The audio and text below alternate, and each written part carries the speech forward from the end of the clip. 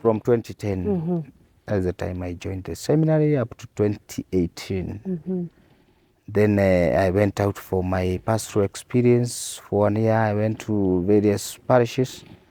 But one thing I would say is that my time to be ordained as a deacon came. Another great achievement. Yes.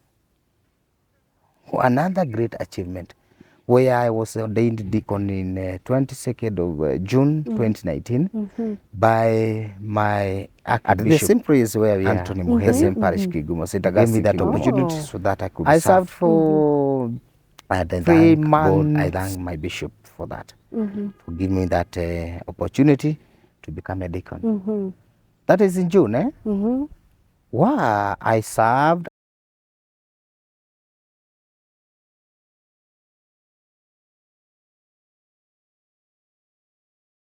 with good health, love, and dedication to that which was assigned to me. It's not in now in the month of November where I came to lose my sight. The same year? Yes, the same year. Having only worked as a deacon for just 3 months. Yes, it wasn't easy. It wasn't easy to lose my ears, just my eyes, sorry, just like that. But then, remember, I am repeating time and again, I was a man of prayer. And through prayer, it's like nothing that could say happened. Almost nothing.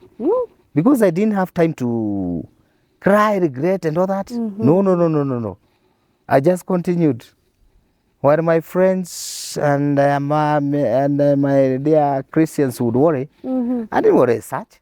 I remember, funny enough, when I was at Madari, having been admitted there, Christians would come to visit me. Some would cry, but one thing I remember is that no one knows, there is no single day when those Christians who came to visit me left without my blessing, left without catechesis.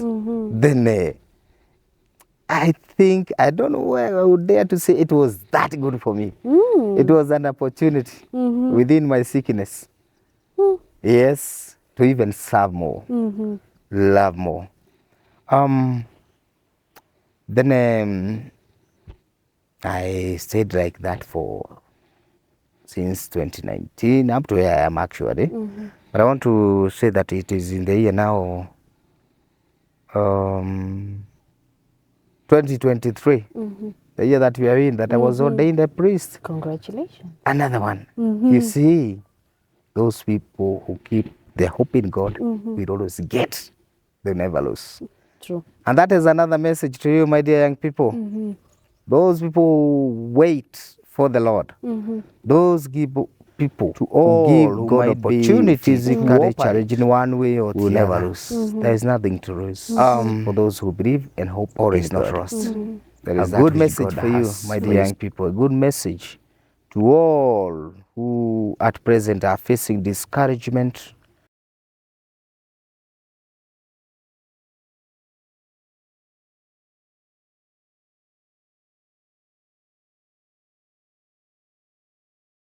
So I was ordained. But I thank my bishop here again, because before my ordination, 1 year before, he took me to Nairobi for a special education, so put it, that is on a braille.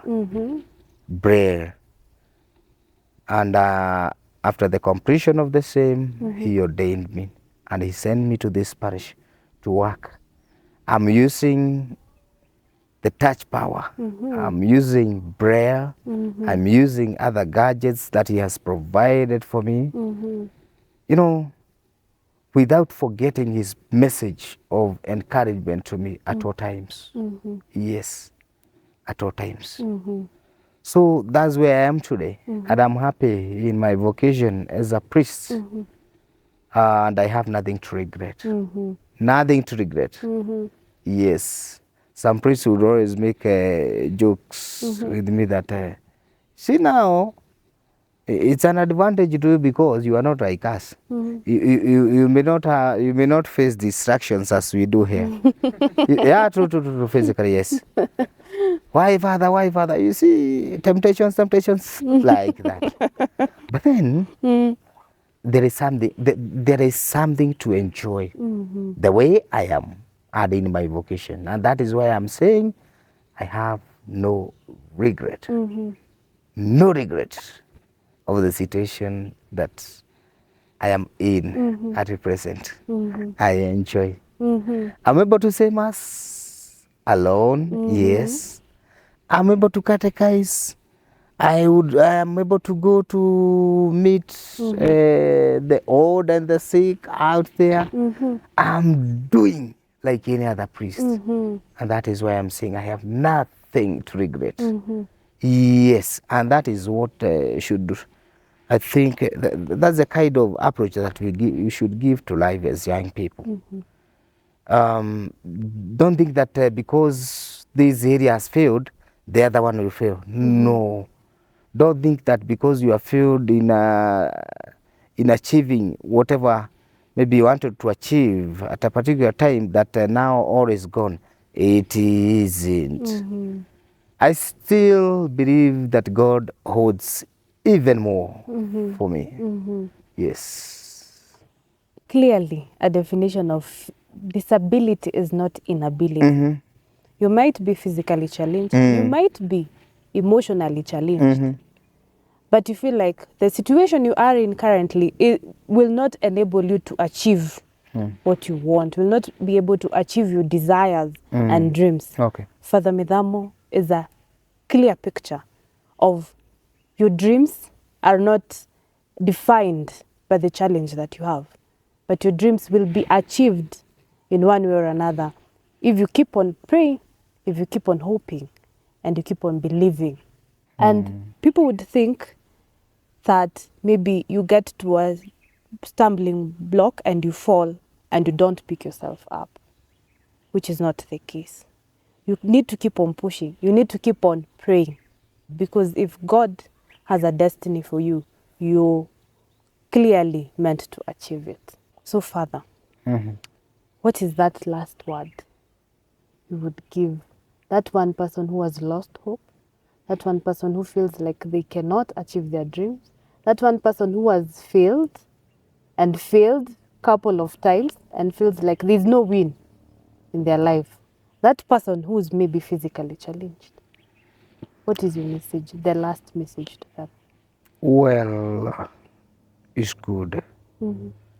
Many young people today are facing such challenges.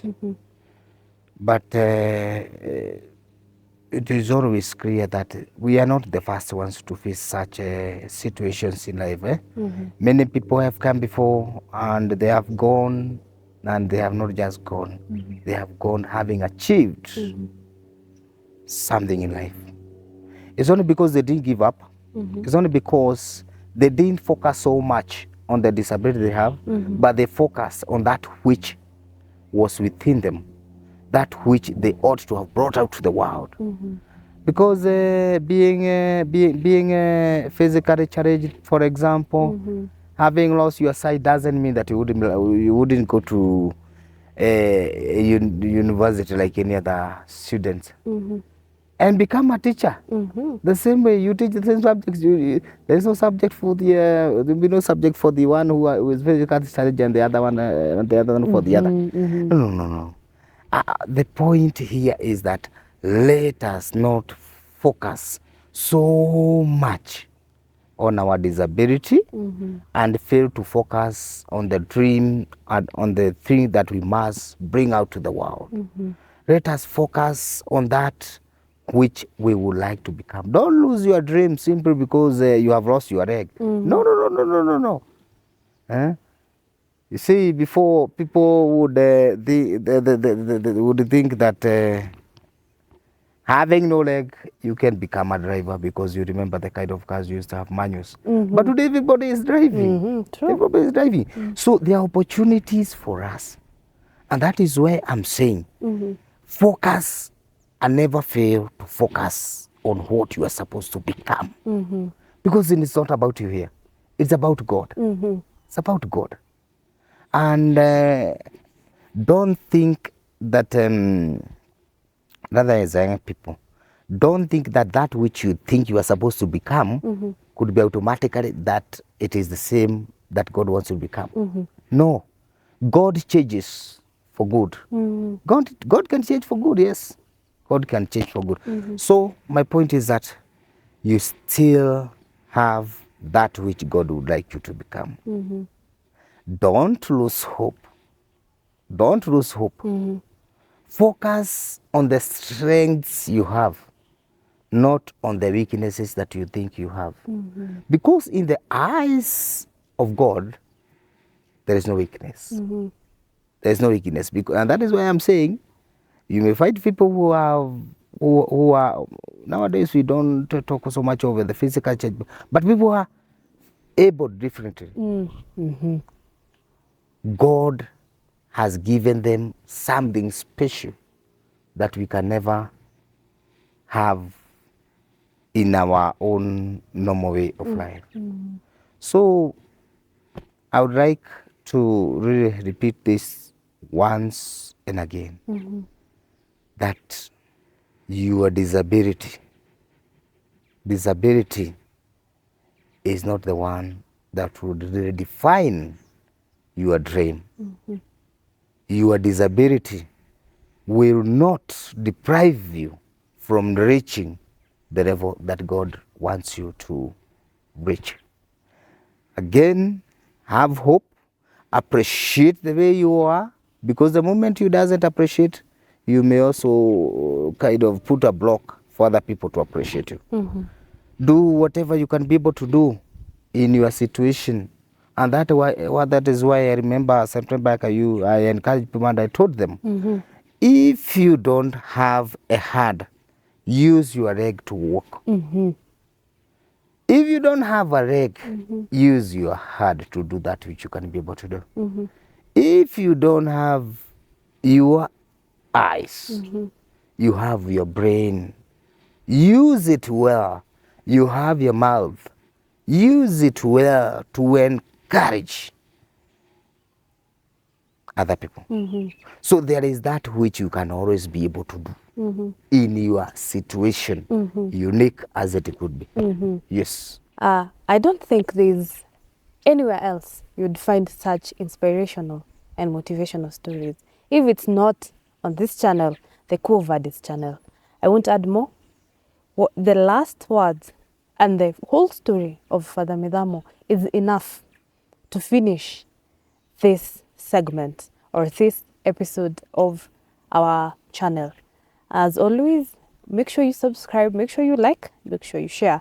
And I think you now know the stories that we bring to you, the nature of the stories that we have for you. Make sure you always tune in, because we have more and more and more stories like that of Father Mithamo. From us here, we say goodbye and thank you so much for tuning in.